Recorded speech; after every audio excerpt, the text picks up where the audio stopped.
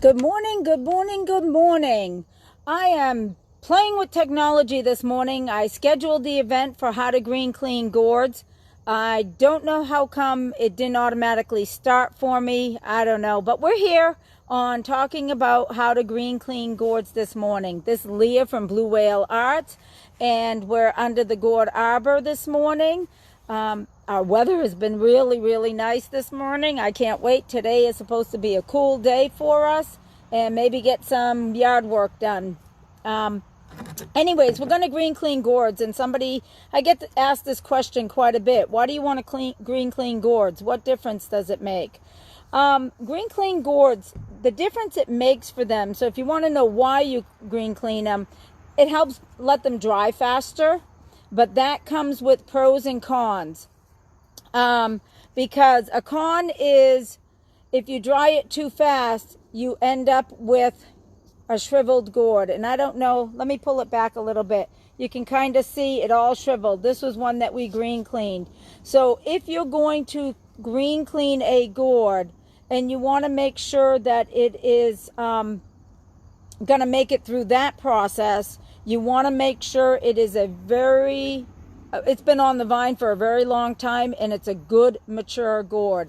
If it's not mature, you're going to get the shrivelness to it because it will have dried too fast. Here's another little egg gourd in the same fashion. And this one's kind of probably harder to see in the video, but it's got some shrivelly lines on it. Now, I've been saving all of these because one year or a couple of years before we were on the road all the time, Barry and I, nothing says I love you more than green cleaning every night together. And one year we did over 3,000 green clean gourds. I don't know what we were thinking. However, green cleaning does make a difference. If you're a wood burner, or if you're doing a manipulated gourd for competitions, having them green cleaned makes them look nicer and better. Because here is a gourd that you can see that is not green cleaned, and you can see it's got a lot of blemishes. It's dark skinned. And here is a gourd that I green cleaned, which is white and no blemishes. And so that would be why you would want to green clean them. If you're a wood burner or do pyography, a lot of folks like these because your lines show up much nicer. It's not interfering with the brown, and you don't have to burn as hot on them. And so that's why one would want to maybe green clean if you have the time.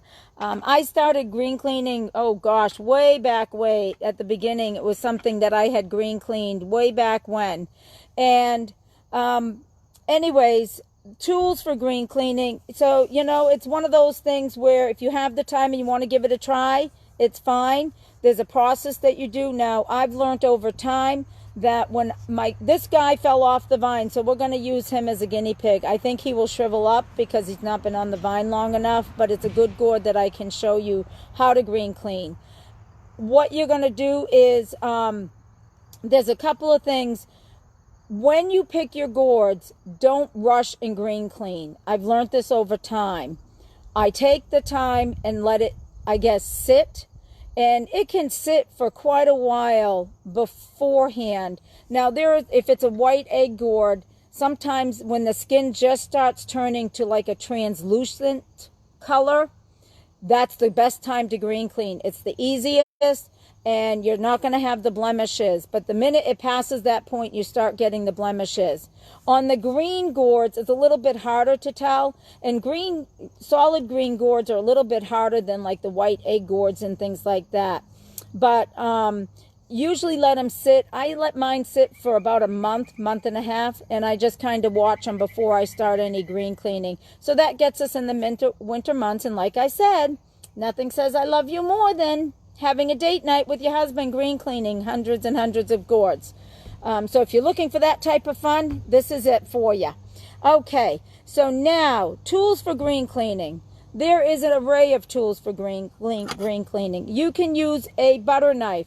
Make sure it is a butter knife, not with the serrated edges. This one has those, I don't know if you can see it, but it has those little teethy on it. You do not want one of those. You would like just a straight butter knife. That works. Some folks will use this type of a knife,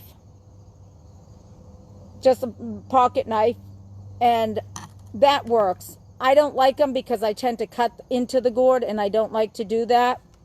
Now, one person had shared with me that when it gets to that translucent stage, they use this like a brass wiry brush. I tried it. I was not a fan of it. I like to have the control, and I found that it scratched some of my gourds more than I wanted them to. Maybe I don't have the right, let's learn how to talk today, the right brush, but I didn't care for that as well. So my go-to tools are these two right here. And we do have them available on Blue Whale Arts. But even if I didn't, I would still say these are the tools that I like. Because they have a nice edge on them. And actually you can sharpen this edge because it does get dull. But you can go ahead and hand sharpen it. And this one here I like for the little gourds. Especially if I have to come into getting into this area. I can get right up close on that. And so the first thing you're going to do with the green cleaning a gourd is you're just going to start cleaning. So I'm going to just start greening. And see this guy, he's got a real green inside shell. So I know it's not going to make it. But you can see that you just simply take that outer skin off. And you're going to work it. Now what we have learned over the years is that, say you start this, and it's a bigger gourd. And bigger gourds are harder to green clean and have them be successful. And part of that is because you're forcing them to dry faster than they normally would. So what we've learned, though, is don't start this gourd and then put it down in the side. Because what we notice is that the coloration, because the minute you start taking this skin off, it is starting to force that drying process. So I just simply come through and I would green clean. And I'm not going to do this whole gourd. But you can see that the skin is coming off right in here. And that it's actually already starting. You can feel the moisture and you can see it coming out. And so you would go around and do your whole gourd. When I'm done doing it by hand this way, you can see there's some specks on there. I will take this, go to the sink with water and scratch these pieces off with this brush, with a steel wool. And we have great ones for sale because these are great for doing your green cleaning, but they're also great for doing your regular cleaning. And we have them available on our website. All of these are under our green cleaning tools. But you can see that just takes any of those little pieces right off, and that's even without water. But I like to add the water so that I'm not adding that layer of scratchy. You know, you don't want to scratch the gourd, and it shouldn't if the shell is good and hard already. In this case, this is not a mature gourd, and so I'm being very careful because maybe it might come to fruition. But, hi Judy, how are you? And so and hi Wanda. Let's see, how and what do you use to hand sharpen your tools? Good question. What I use is we have a file, just like you kind of do your saw blades and things like that. Wanda, that's what we use. You can also come in with sandpaper and nail file to give it not a nail file, but the sanding files to come in and just sharpen those edges up. And so, you know, but just like we do the chainsaws and all the other things, it's kind of the similar tools that you would use to sharpen these. And so we go through and we do this. Now, you don't just green clean it, set it aside, and forget it. Green cleaning takes a watching. If you do not want any marks, because what happens now is, in every part of the country is different. So if you're in an area where your humidity is high on a regular basis, you're going to want to check this maybe morning and night, because all of a sudden you'll start seeing fuzzies growing on it. And when you start seeing the fuzzies and stuff growing on it, you're going to want to wipe it down. Now, when we did the 3,000 gourds, I had racks and racks, and every other day I was running those gourds through a mild bleach bath every day.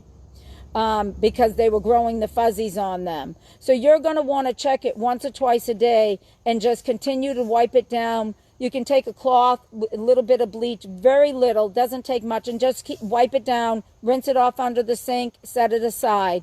But you want to check it, because if you don't, you're still going to end up with some of those marks that you've had.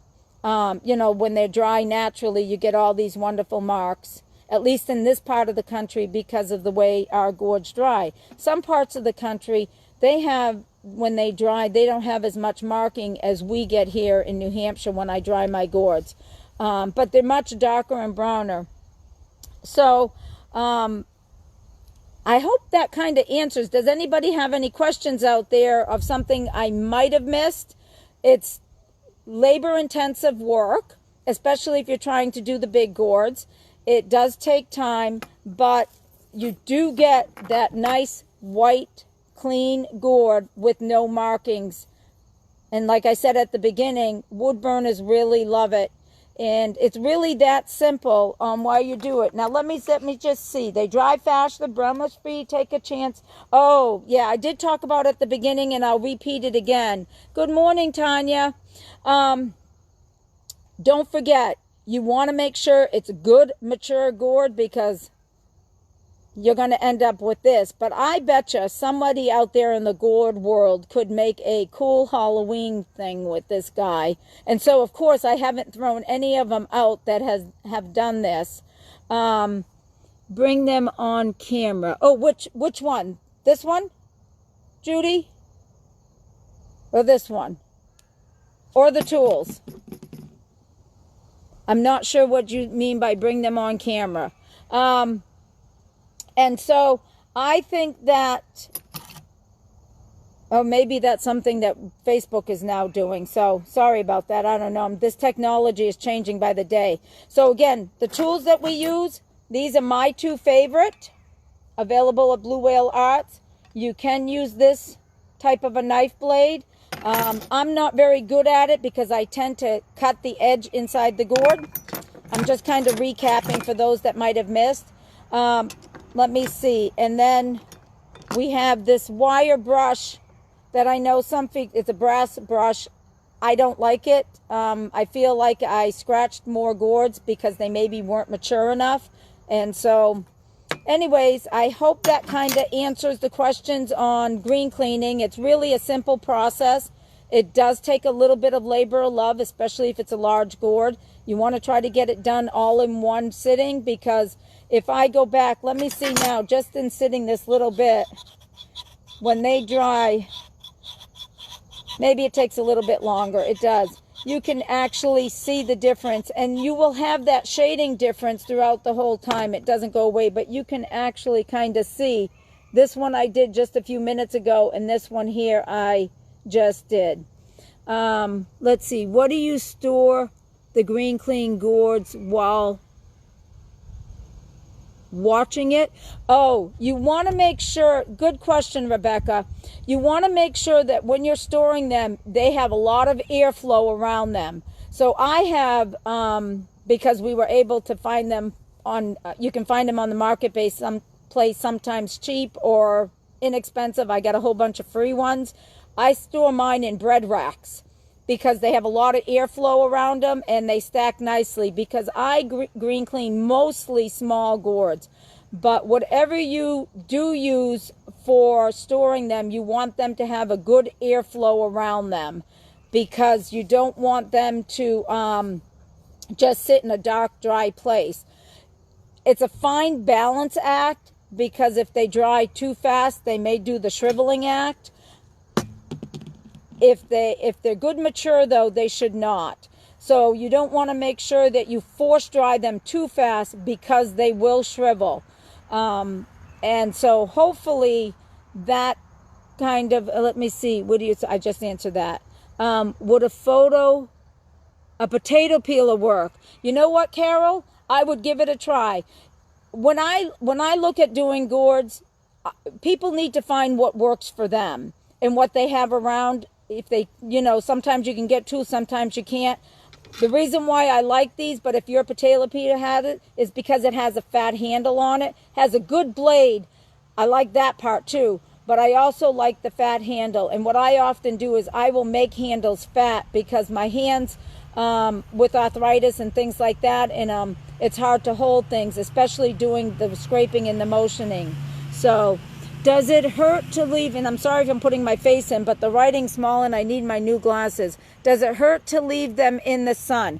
I would not leave them in straight sun, because that is going to force them to dry faster than, especially Sue, I believe you're in Texas, and so your sun is good and strong. My sun maybe, but again, I wouldn't put them in straight sun because sun tends to force the moisture out faster than if just left. If anything, I would put them in the shade. That way there they can have good airflow outside and all of that. But I, you know, do one and try it, see what it does. But I've never left them in the sun to dry. Again, because my weather here in New Hampshire in November, December is much different than yours in other parts of the country. So that's something that I definitely would not, you know, I just haven't done. And that's because we have snow usually by the time I'm doing it, and I don't want that moisture to continue with them. Again, Carol, going back to the potato peeler, I would give it a try. Depends on the type. I think I would look for that potato peeler that's like long and has a more of that motion than one that's a scraping. You know how they have the different ones? But give it a try.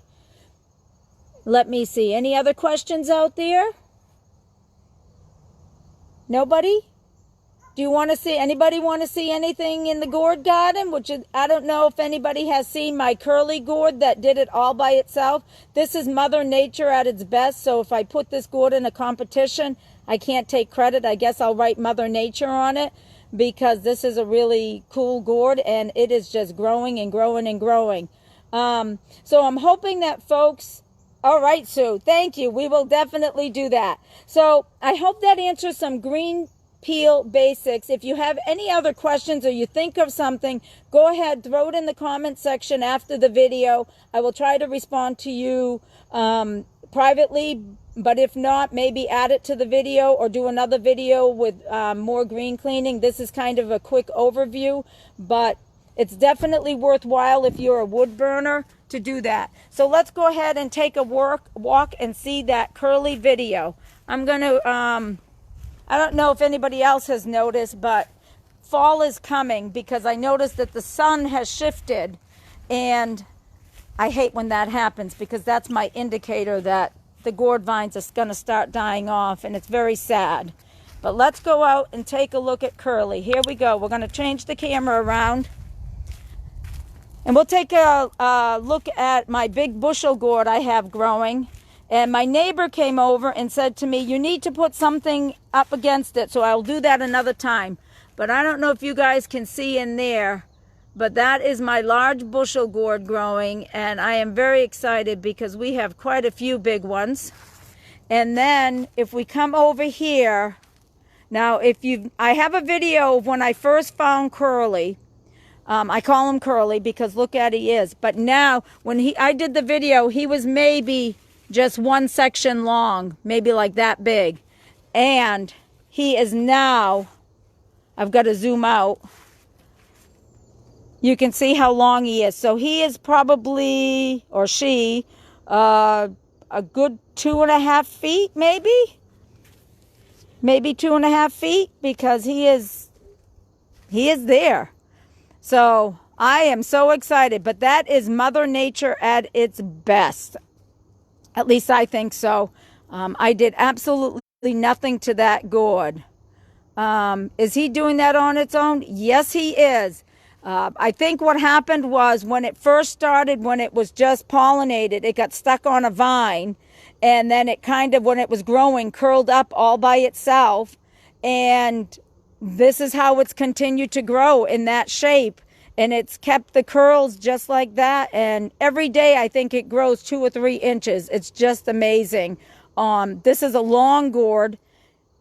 which I've got a couple of more of them over in here. You can see that I've got, you can kind of see them. I've got one that is probably going to be, it goes all the way to the top of my trellis. My trellises are 8 feet tall, and it's probably going to be a good 8.5 feet tall right now because it's hit the ground and starting to curl. But it is just amazing that this thing is doing it on its own. So don't you think if I put it in competition, the owner should be Mother Nature, because all I do is watch it grow. So now I'm just praying that it's going to be mature enough and will make it through the drying process. And I've debated whether to green clean it or not, and I'm thinking I'm not going to. Do you think if you capture the seeds it would curl? I don't think so. Only because it really was manipulated by Mother Nature. But you know what? I may just cut it open a little bit, drill a hole, and get a seed or two out and give it a try and see what happens. Wouldn't it be cool if we could have that type of variety? I think it would be. So it's just awesome to see. Does anybody want to see anything else in the gourd garden? We have some yellowing leaves. I'm going to be touching base with the cooperative extension because I've been kind of fighting something. I had brought some different soil in this year, and I'm just wondering if that's causing a problem. And I've got a fungus going on, which I've kept at bay, but I don't know if it's fungus or if it's like, okay, the gourds are saying we're done and they're just dying off, which you really hate to see. But I hope that answers the green cleaning question. Say that fast 3 times. And if you have any topics you'd like me to put on a live video where you can ask questions, please shoot them my way. I do know there's a couple that I will be working on, but I'm going to wait until we can get inside. Do I grow smaller gourds? Oh, yes, I do. Let me show you. We just happened to be here. Let me see. Where are they? There's a whole bunch in here, but let me find them. We have mini Nigerians happening right in here. I have, and see, here's a vine that's dying off. We have some 4-inch pears, and we will have these seeds available. Anybody that's marked with a pink ribbon is what I call my seed mamas.